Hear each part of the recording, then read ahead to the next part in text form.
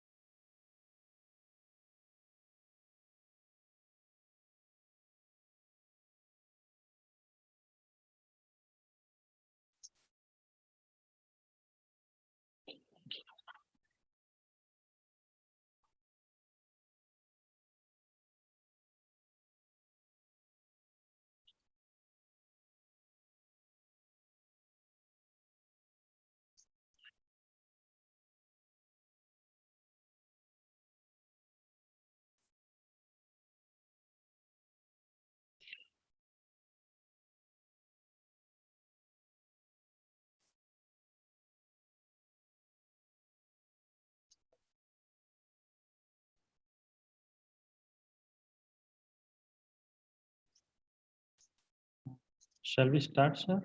Oh.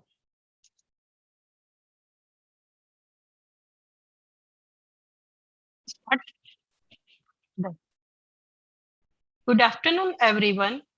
On behalf of Vikram Sarabhai Library, IIM Ahmedabad, I, Reena Patel, welcome you all to our online book talk program.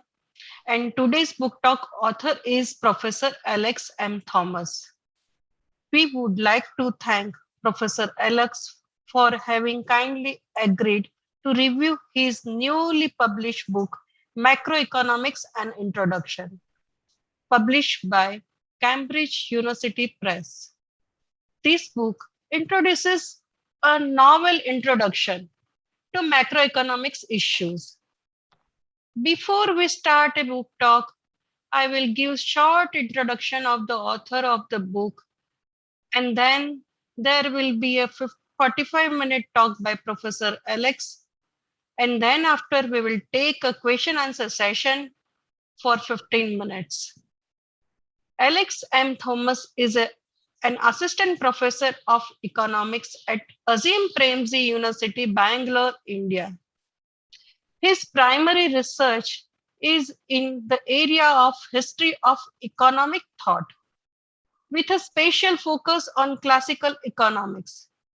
His research has been published in both national and international journals such as Economic and Political Weekly, History of Economic Ideas, History of Economics Review, and Journal of Interdisciplinary Economics.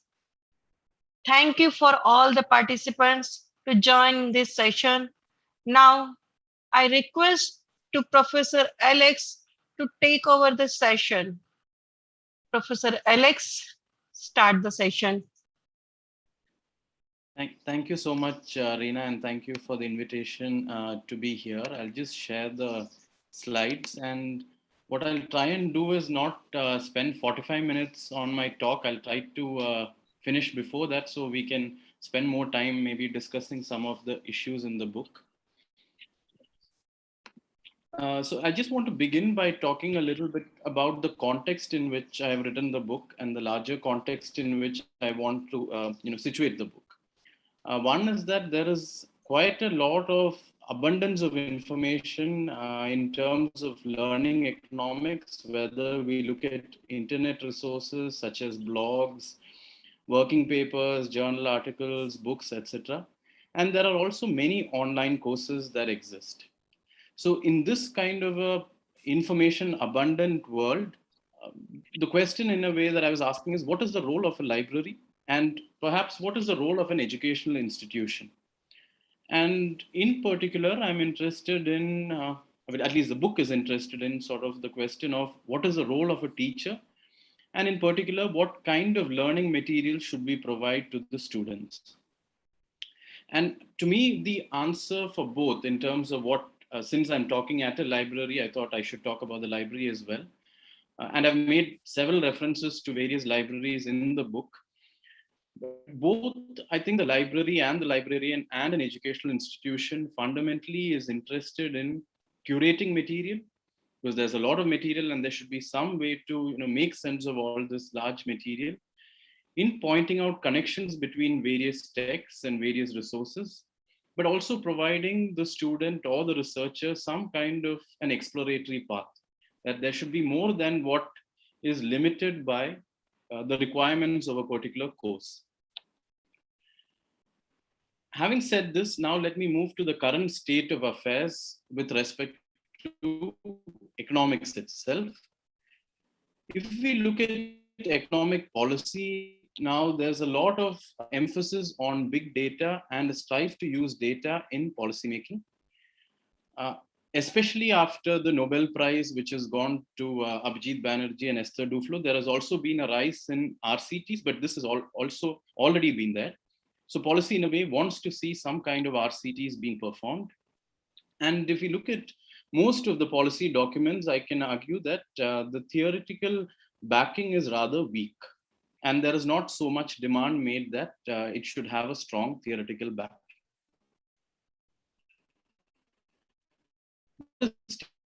Research. In macroeconomics, there is a dominance of new Keynesian economics or new Keynesian macroeconomics, and this is what is generally taught across universities. And I would argue that this is essentially marginalist economics, or it is also called neoclassical economics. But there is research which happens in other traditions too. So there is Marxian political economy, there's post-Keynesian economics, there is feminist political economy. So although all these kinds of research happen in various traditions, students are often only exposed to one kind of macroeconomics. And when it comes to the question of teaching, in a way, it is linked to the question of research as well. What is the curricular aim generally that we are trying to impart or we have in mind? It is largely for the job market, whether we are talking about academia or whether we are talking about the corporate sector, or in some cases, we are talking about the social sector. In some ways, our curricular aims are sort of tied to these kinds of job market concerns. But can we talk of education just as meeting these job market concerns? Should there be something more? And when we look at what is taught as introductory macroeconomics, it is generally a rudimentary version of advanced macroeconomics. So there is an idea of what is advanced macroeconomics, and then we teach a sort of inferior or a rudimentary version of advanced macroeconomics.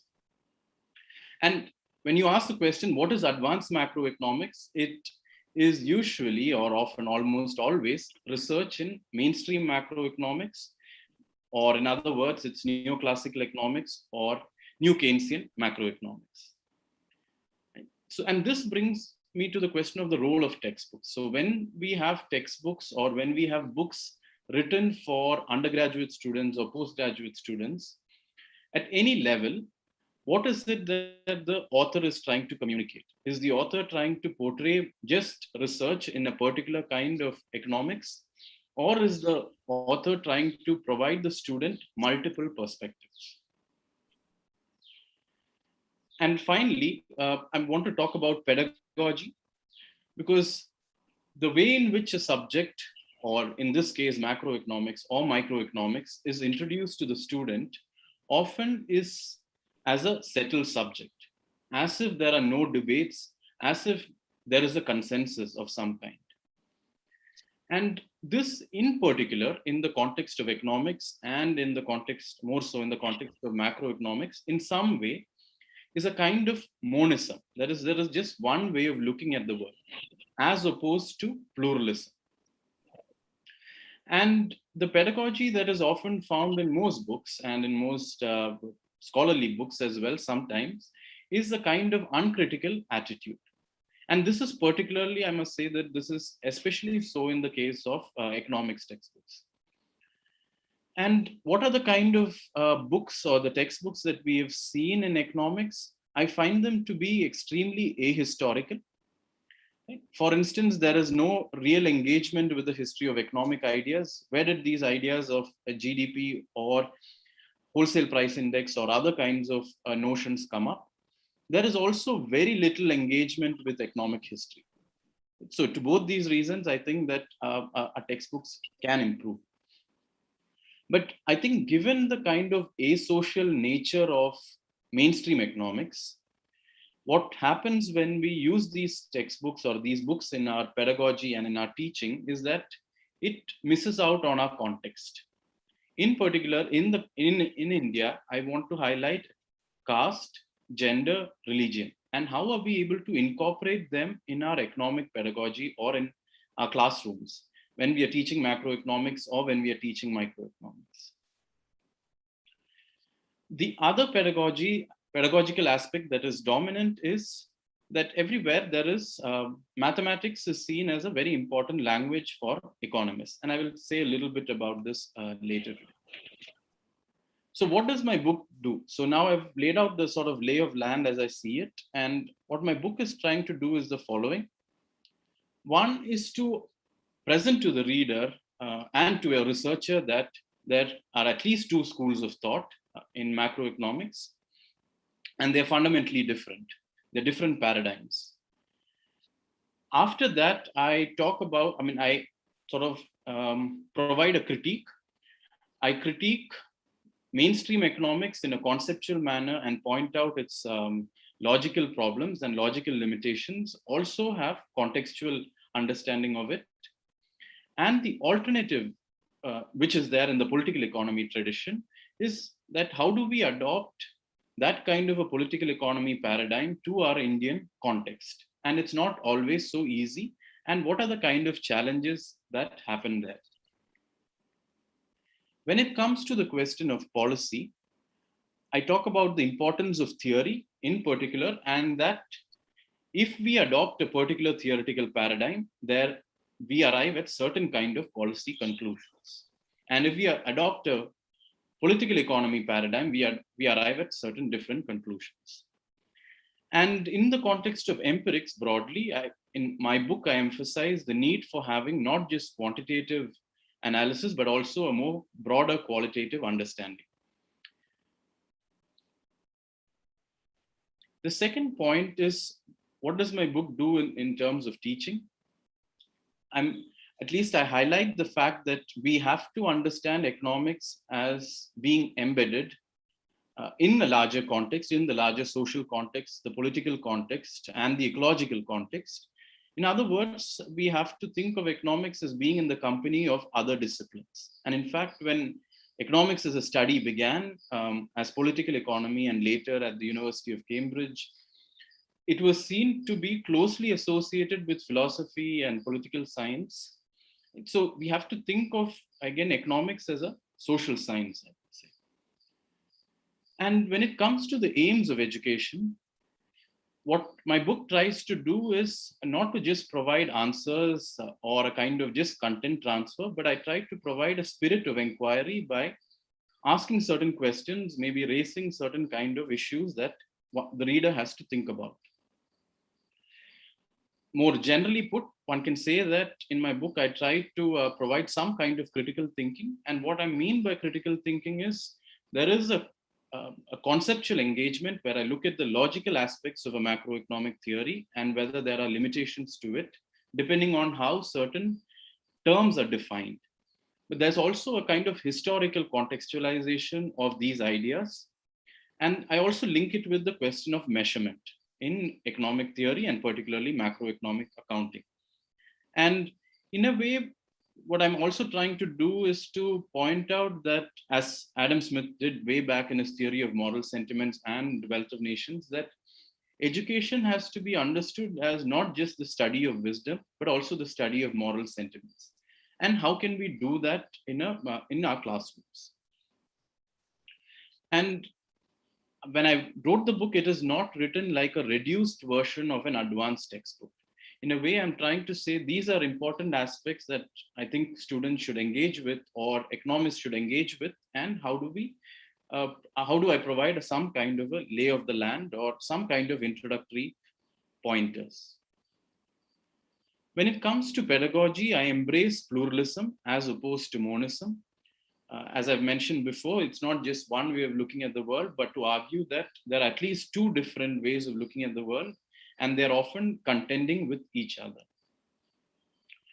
As I mentioned, these ideas are contending or competing, and this is not just in the case of theory, but this is also happens in the case of methods. For instance, do we use, I don't get into it in depth in my book, but do we use a Bayesian kind of framework or do we use something else? And even in the context of accounting, what kind of accounting framework we use has a certain connection with a prior theoretical understanding. And my book is completely situated within the Indian context. So I engage with questions of gender, caste, religion. And as I mentioned earlier, that our focus in economics, we spend a lot of time talking about statistics for economists or mathematics for economists. And what I've also tried to do in my book, because I think there are moral sentiments which are important, and because there are emotions and feelings that are important, which cannot be reduced to numbers really. And it is with this kind of an idea in mind that I also tried to formulate something like literature or fiction for economists, where I've looked at, and I'll give a sample of that later today, looked at some books written by Indians. So this is just to give you a sort of, I've spoken about what the book is trying to do, and I'll just quickly take you through the contents of the book. Because very often when students are introduced to economics, it is as if the current definition of economics is the best definition of economics. So in section 1.2, I try to critique the scarcity definition of economics, which is the mainstream definition of economics. I also make some philosophical points in section 1.4. The second part, I conceptualize the macroeconomy. One, I try to take the reader through some kind of history of national income accounting. Then I also situate the macroeconomy within the social and the ecological context. I also provide the reader with looking at the economy through the flow of funds approach, which is not an approach that many people engage with. We generally only look at the national account statistics or the GDP approach. But here I introduce the reader to the flow of funds approach. And I also introduce the reader to the input-output framework. So there are three different ways of understanding the macroeconomy. Then in chapters 3, 4, and 5, I look at questions of money, output and employment, and economic growth. In particular, chapters 3 and 5 are very embedded in the nature of the Indian economy. And in all these three core theoretical chapters, I provide an understanding of the mainstream paradigm and also the alternative paradigm and a critique of both. And in chapter 6, I point out why theory matters. And again, I mention some reasons for why I think it is important that we pay attention to economic theory. Chapters 7 and 8 try to provide a kind of template for how to achieve full employment and also somehow to combat inflation. And generally speaking, the policy conclusion, broad policy conclusion, from both these chapters are that we need the joint forces of fiscal policy and monetary policy to engage with questions of employment, distribution, and inflation. And in chapter 9, I bring together these various ideas that I've presented in the previous chapters and talk about the importance of concept or theory, but also we need to engage with the context. And finally, I end by pointing out the importance of pluralism in both theory as well as method. So in this book, another thing that I've tried to do is, because there are learners or there are readers which are of various kinds, some people might prefer more visual arguments or graphic novels. I've tried to include some kind of visual arguments in my book too. So for instance, so my illustrator, Sahana, what she's tried to do, I'm just going to point out one small thing. There are many other illustrations in the book, but this is an illustration which is from the cover of the book. But if you look at Alfred Marshall, which is in the bottom left, you notice that in the pages of his book, you see marginalist revolution and classicals. In a way, what Marshall tried to do was to synthesize two contending paradigms. One is neoclassical economics or marginalist economics, and the other is classical political economy, and he tries to sort of bring them together. And today, there are critiques of this kind of a synthesis because many of the key aspects of political economy was lost. So this is just to point out one illustration of a visual argument. What I've also tried to do in the book is, I've mentioned a critical standpoint, is in some way is to, I don't engage with bell hooks or Paulo Freire in my book, but I think that this kind of asking questions to the text, asking critical questions to the text, and also bringing into the classroom our experiences, whether it's our experiences with gender or caste or religion. How can we as educators or as professors or as librarians or teachers have a space for having these kinds of discussions in the classroom? And that's what I mean by critical pedagogy. And I've just mentioned some books here if people are interested to follow up on this. So I just want to mention a couple of theoretical points before I end. Generally, when we look at price level, or if we ask people what determines inflation or what causes price increases, even today, people generally think in terms of the monetarist paradigm. What Friedman would argue that if there is or the quantity theory of money, some version of that, if you have an increase in quantity of money in the economy, it leads to inflation of various kinds. And this viewpoint also incorporates what is called exogenous money, where people argue that it is the quantity of money that the central bank has to fix and not the rate of interest. As opposed to this, in the political economy tradition, this book by Massimo Pivetti, titled An Essay on Money and Distribution, would argue that the rate of interest is also a distributive variable, and it has implications for distribution, and that it is the rate of interest which is actually set by the central bank, and it's not the quantity of money.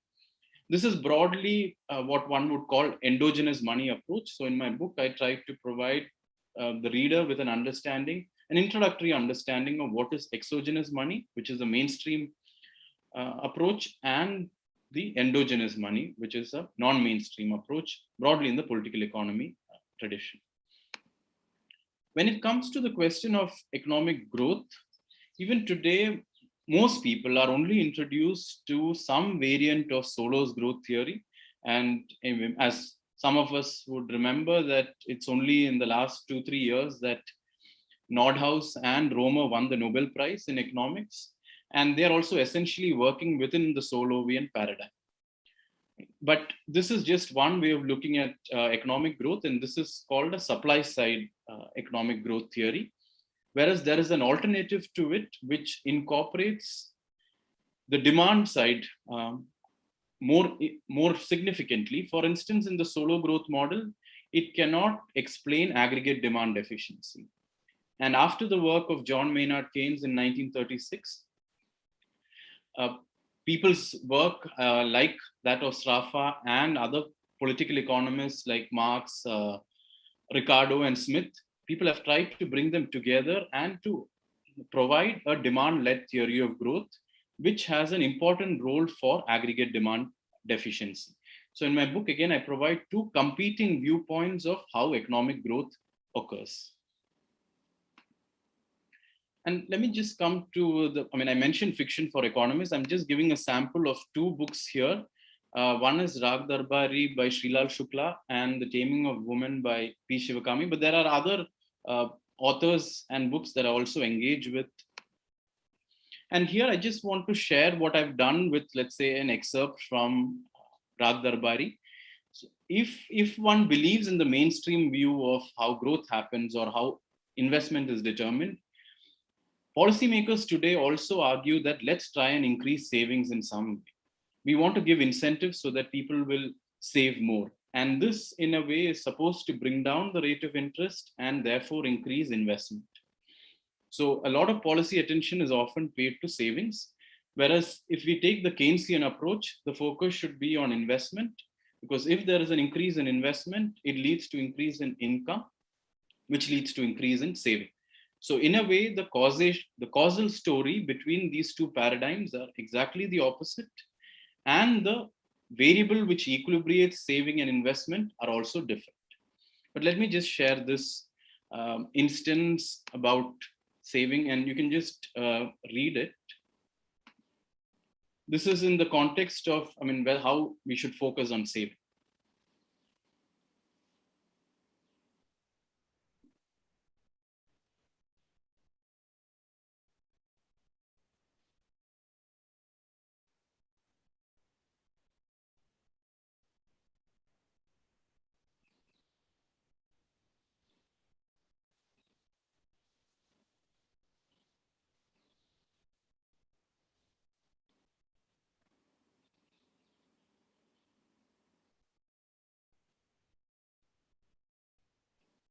So in a way, what Srila Shukla is, of course, asking the question of, okay, it's okay to say that, one has to save or farmers have to save, but we have to focus on the question of production. We have to focus on the question of income. So there are many illustrations like this, which communicate certain aspects, I think, and literature is able to communicate them in a much better way. So, but generally speaking, this is what the book's aims are, and after this, I'll stop.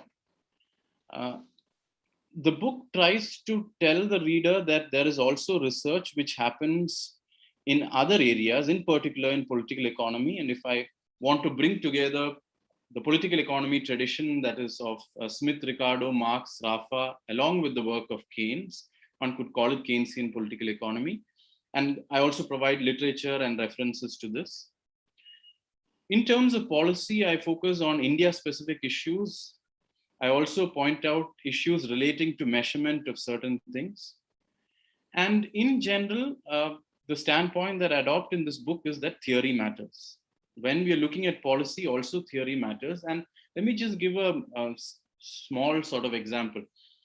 If we use the mainstream approach to understand the labor market, we have supply and demand for labor, and there is a market clearing wage.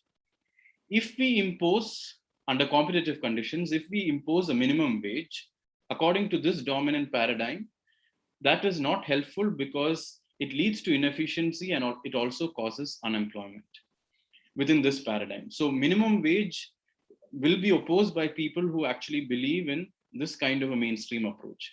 Whereas if you take the political economy approach, they argue that wages are determined in a cultural, historical, and social manner, which means essentially for Adam Smith or Ricardo or Marx, power plays a very important role. And if workers do not have enough power, imposing a minimum wage is extremely important. So for the classical political economists or for the non-mainstream tradition, wage bargaining, minimum wages, all of these are extremely important and good for the economy as a whole. So depending on what kind of theoretical framework policymakers or researchers or students adopt, it has an implication, it has a larger and important political implication. In terms of teaching, I think that it's important that our books or our material or in our classrooms engage with the context or the local context that we are talking about.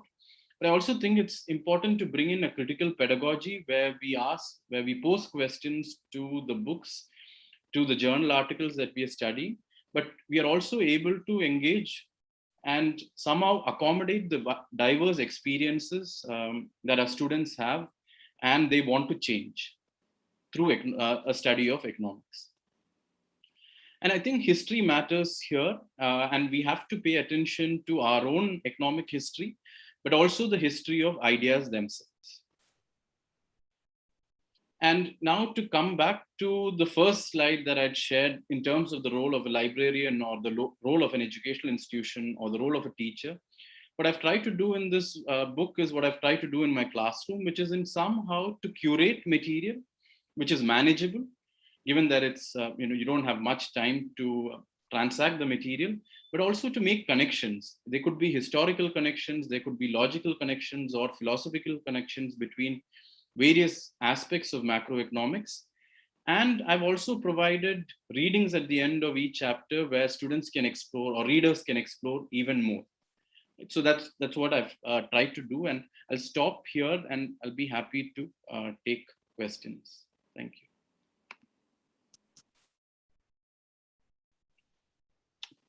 Thank you, sir, for giving such time and regarding the book talk.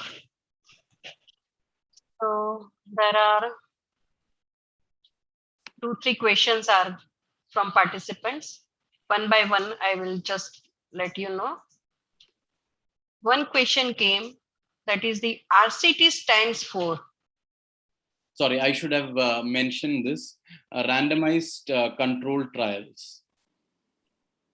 Okay, thank you. And the second question came from the Unni group. That is, you mentioned about the weakness of theory, particularly in the policy making. Could you please highlight some instances of the same in the Indian context? Okay, yeah. So, I mean, I think I mentioned this towards the very end, which is just on the question of how people look favorably or unfavorably on minimum wages. So if I come from a marginalist kind of framework, imposing a minimum wage is often seen as a bad thing. It's bad for the economy as a whole because it leads to inefficiency. It's bad for the workers because it leads to unemployment. Whereas if we adopt a political economy framework, because they recognize the presence of structural power in an economy and in a society, they would argue that we need to have such safeguards so that workers are not exploited. Hope hope the answer is suffice. And then same person has them Unni. The question is, why is that there is incoherence between theory and policy making? So maybe I can try to respond in two ways. One is, I think it's true that when we are looking at policy, we have various kinds of horizons. I might be wanting to undertake a policy that is of a, just in the 1 month or the 6 months, but we also might have policy horizons for the next 5 years or 10 years. So it's true that it's not possible for all policies to have some kind of a one-to-one correspondence with any kind of theory. But what I was trying to argue is to say that whatever policy we adopt, there should be some connect to a kind of theoretical framework. And let me give another kind of example here. When the global financial crisis happened, most economic students had no idea that this would happen. But if that student had read Marx or Rosa Luxemburg or someone in the political economy tradition, the idea of a crisis is fundamental. Right? So if we know that if the theoretical framework and if we are exposed to the idea that the economies or capitalist societies can go into recurrent crisis, it means that then we have to think of policies which will combat those issues. But if we are not even acknowledging the issue, or if we are not even aware of the possibility of a crisis, then how can we combat the crisis? Right. So I think that this incoherence of some kind is partly because I think over time, and as I mentioned in the second slide, I think we are focusing more on data because that's more easily available, and policymakers also want to see more quantitative information. But I think that it is useful to keep in mind some kind of a coherent conceptual framework at the back of our minds. Otherwise, what happens is sometimes we might, mistake a kind of a short-term thing or a short-term shock for a very long-term thing, or vice versa.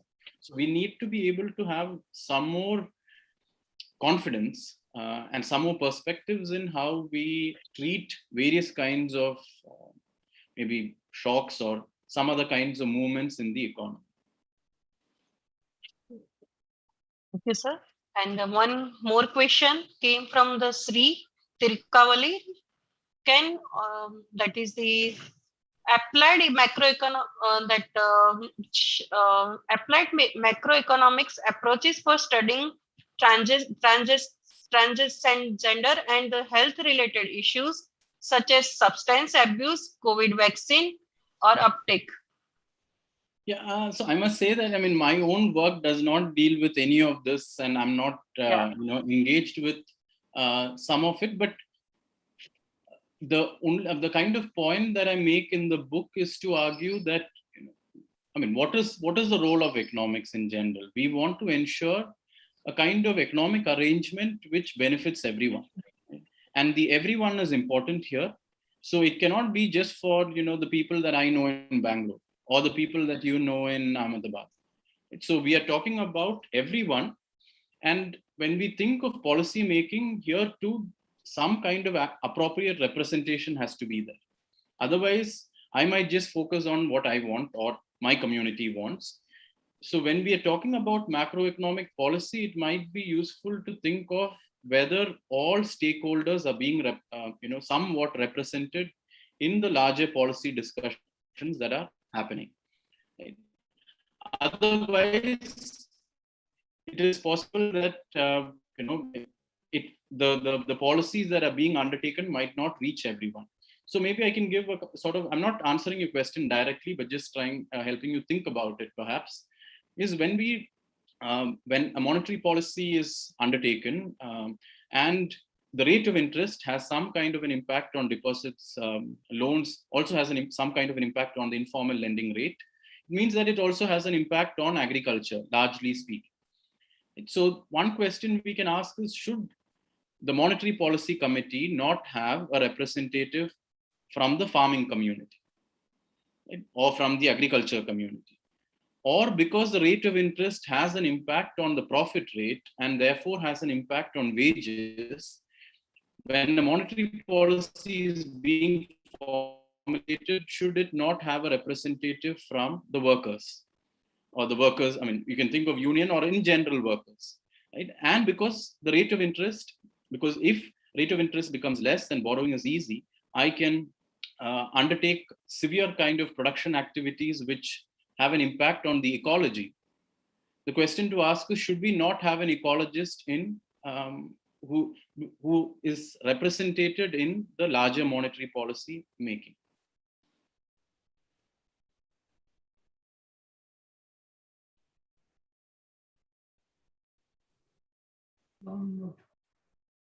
I think, Arina, you're on mute. More question 3 are there, sir. 3 more questions are there. So would you say these textbooks equip students at the undergraduate level to take on courses at the master's macroeconomics course? I ask this in the context of your pointing out the approach to teaching economics, where introductory books are basically watered down versions of advanced books. Yeah. Thanks for that question. In a way, the way I thought about it is the following, because it can be used as a book in both undergraduate and postgraduate courses, I feel, because it is not the case that in postgraduate courses or postgraduate programs in economics, you are necessarily introduced to alternative approaches. Right? So in that sense, I also view this book as a kind of a critical companion. Whether you are an undergraduate student or a postgraduate student or a researcher who might want to engage in certain macroeconomic issues, it serves as a critical companion to the existing books. It is a critical companion because of two reasons. One, it provides two approaches or two paradigms. So there's a logical kind of critique, and there's also a contextual kind of critique. And the second, because it is completely embedded within the Indian economy, right? To these two kinds of reasons. And I think I saw the first question. Maybe I like to engage with that. So mainstream economics, you mentioned, is in large part based in micro foundations. When you approach macroeconomics differently, do we approach microeconomics differently as well? So yes, the answer is yes, because, and this I engage with, this particular point I engage with in my book too, because if we think of macroeconomics as a simple sum of individual agents, this is a particular kind of philosophical position which is often called methodological individualism. But it is very clear from Keynes onwards, or even earlier from Marx, that this kind of a position is not viable, or this kind of a position is logically flawed. Because what is true for the individual might not be true for the economy as a whole. And let me just try to give an analogy, perhaps. Apart from the paradox of thrift that Keynes has pointed out, let me just try to provide another analogy. If there is a forest and I can study the trees, but no ecologist will ever think that if I want to understand that forest, all I need to know is study the tree and just aggregate it. Because there is something called an ecosystem, and the forest has several interrelations and interconnections, which makes it a system. So a system is fundamentally different from an individual part, and a system cannot be understood simply as a sum of its individual constituents. Now, about the second point about microeconomics as a highly, your claim that microeconomics is highly developed approaches to measuring economic variables and predictive power. So when it comes to the question of predictive power, I just want to bring in Milton Friedman's article, The Methodology of Positive Economics. What Friedman is trying to argue is that the ends justify the means. And what he means by that is, it doesn't matter if the assumptions are unrealistic, if the assumptions make no sense, as long as I am able to predict and give some kind of accurate prediction to some extent. But we need to recognize that it's not so simple, because even if some kind of prediction works, are we able to explain our unemployment properly? Are we able to explain our economic distress properly? And in terms of the quality of life of people, is it making a difference? And to me, I think that just predictive power alone is unsatisfactory. We need to have coherent explanation too. Thank you. One more question from Anil Kumar Pandey. Please suggest some more topics on research topics or research objectives in macroeconomics. Okay, see, this is a bit difficult to, just say off the top of my head. But what I've done in my book is actually I've posed several questions in the book, some of which will require some kind of careful thought. And these sometimes relate to macroeconomic data as well as how it has been calculated in the past. And in economic history, one can, or history of economic thought, there are various aspects, but it's very difficult to generally point out. But let me just give maybe one kind of a possible idea, which is if we look at the 5-year plans, our 5-year plans, one question we can ask is, what is the role accorded to agriculture in all those plans? That's one question. Another question is, did these 5-year plans give importance to aggregate demand efficiency? Or did these 5-year plans acknowledge the possibility of crisis? Right? So these are all questions that can be asked, and we can see where it's coming from. And if you want to look at more recent kind of economic survey documents, we can ask the question as to whether what kind of a theoretical framework are they following? Is it a new Keynesian one? Is it a political economy one? Are they acknowledging the problems that exist with mainstream macroeconomics? But if you want to know something more specific, you can email me. I think that it's difficult to say something more at this point. The one more question from Shri. There is a universal basic income and income inequality gaps. Will this be applied too soon in evolution of pandemic times? I don't know, because, and I don't think, as I said, that I don't think these are questions that I've thought about particularly, or so I don't really know, right? But in any case, whatever policy that we adopt, we have to be careful, because it's not necessary that just some kind of a technological solution or a short-term solution might just help. We have to think in a more structural and more fundamental way.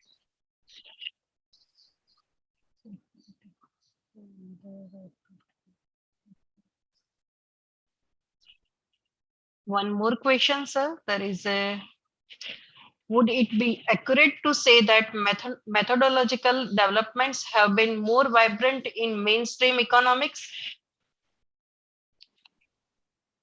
Okay, so when we think of methodological developments, I think you're thinking in terms of techniques, probably statistical techniques. And let me just read out the next question also. I'll try to take them together. So you write that political economy. They continue in that same question. That is, the political economy has not embraced much of the newer statistical or mathematical techniques. Is that an accurate description? How do you understand this reality then? So I would not agree really, because I think that within the non-mainstream tradition, people have embraced, I think, new statistical and mathematical techniques for sure. But whether it is mainstream or non-mainstream, my standpoint on this is that within mathematics itself, there are two kinds of ways to think about it. One is that we are hardly really engaging with pure maths, right, or mathematical theory. And when we move from pure math to an applied math area, it could be biology or it could be economics, we often forget the kind of philosophical jumps that we are making from a pure math system to an applied math system. And as economists, I'm not so sure whether we have the time, or we spend enough time thinking about this kind of a philosophical jump from a pure math to an applied math issue. Now, the second point is there are many mathematical techniques that are available. Why is it that we choose calculus? And one of the reasons for choosing calculus is because mainstream economics relies on marginal economics, or marginal cost, marginal revenue, marginal product. That's why we choose a particular mathematical technique. So if we have a different theory, we can also explore various other kinds of mathematics that we might use. So in a way, we have to really think, we have to be very clear of the question that we are asking. And we also have to be clear of the fact that there are multiple paradigms in mathematics too. And when we make a choice, are we making it knowing fully well that there are these other options in front of us? And what I said for mathematics holds for statistics too. So there is pluralism in statistics and in mathematics, and there are different statistical theories. And if we move from certain kind of statistical theories to applications, do we recognize the kind of jumps that we are making when we do this? So, and I think this applies to whether we are working in the mainstream tradition or the non-mainstream tradition. Sir, I think most of the questions are you answered. So I think there's one question that one question is the other, sir. That is one question from the economics has many climates to its legacy. Big business schools approach economics quite differently from a history of economics department. For instance, One is more about coming up with actionable policy, while the other is about understanding deep systems that are in play. There are, of course, many other climates in between. How does one bring the second approach to inform day-to-day policy, both organizational as well as the state policy? Yeah. I mean, I think, yeah, this is absolutely right that there is, I mean, we have only limited curricular space, and then there is some kind of a tension between how much we want to cover. But I think that what can happen, I mean, there are, I think, demerits to both. If we only focus on, let's say, just study all the historical ideas and not focus on how they might be applied to policy, I don't think that is legitimate. But I don't think it is equally legitimate, or it's illegitimate, I think, to not focus on the fact that certain ideas have come out of a certain context. And let me just give a kind of illustration. If we look at mainstream economics, particularly microeconomics, we talk about marginal utility, we talk about consumer surplus, all these concepts. But very often we are not really told that there is a link between these ideas and the utilitarian philosophy. And the utilitarian philosophy has a particular ethical standpoint, particular philosophical standpoint. So when we just use these concepts without knowing its philosophy or the history, what tends to happen is we forget that these have risen from certain political contexts, certain historical contexts, and they are not necessarily universal. Whatever concept that we might take, they've all risen from certain political and historical contexts. And so when we are trying to apply them, I mean, the question of application to me is a very, very complex and difficult thing to do. In a way, it is easier for me to look at what has happened in the past and try to understand it than to think of policy, because it's a mix of so many factors. Right? And we have, and as Keynes said, that when we take a particular concept, we might not know that, we might be talking about, or we might be influenced by some economist who has written in the past. Right? So how can we be more critical in our approach? So we can do policy making, absolutely, but how do we recognize the limits of the theory that we use? How do we understand the philosophical foundations of the theory that we are reading, so that we can frame better policies? But I think that it's important that all of us have some kind of a recognition of the historical, philosophical, and therefore ethical principles on which some of these economic theories are founded. And here I'll just make maybe one more point, that in microeconomics, we are often taught that there's a distinction between positive economics and normative economics. And what we teach you in marginal cost, marginal revenue, marginal productivity theory is positive economics. But this to me is a deeply problematic statement, because human beings are the ones who have created it. And we have created it thinking we want to change the world. And this is how the society should be. And these positive economics today are actually consequences of what normative economics was in the past. So to me, I think that we need to have some kind of a curricular space where we recognize ethical issues, philosophical issues, historical issues, and only then I feel, even in this kind of a context, we can be a better business person too. It's not just for policy making, right? Because we are able to understand these several aspects much better.